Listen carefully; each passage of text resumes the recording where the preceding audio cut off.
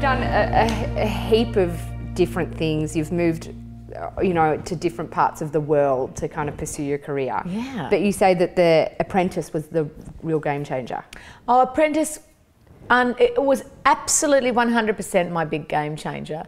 My friends used to say to me for years, I wish we could see the person that we see in the lounge room. Right. That slightly more, just, you know, speak to me normally person, rather than the person who is promoting tours. When I was on television, maybe even for the last 10 or 15 years, I would be promoting stand-up tours. So I'd be either on Kerry Ann's morning show, or when Rove was on, I'd do Rove's chat show, and you'd be so high octane. People, I'm amazing, I'm funny, come and see my show. Totally. If you buy a ticket, it means I can eat again.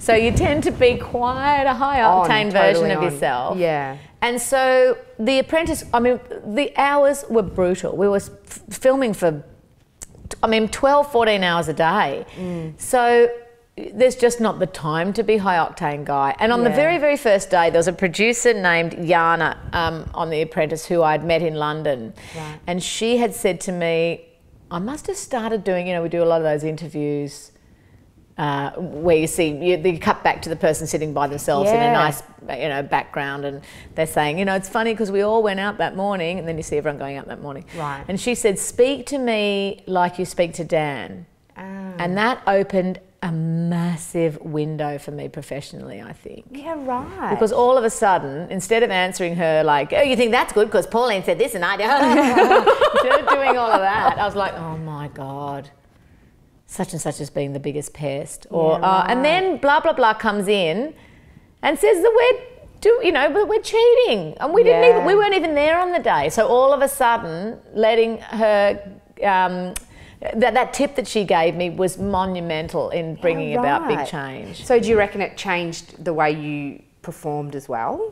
So and also I was much older as well. So by the time I got to The Apprentice, this is 3 years ago, I must have been 43. Right. I had 2 babies pretty much. I had Sophie was 1 and Ruby was 3. So I already had 2 complete mental patients in the home.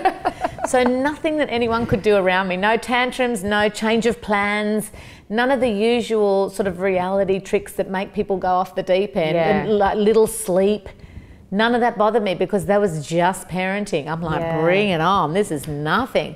What, 2 hours sleep? It's a luxury. It's a luxury, isn't it? Yeah. Sleep in 5 a.m. That's magnificent.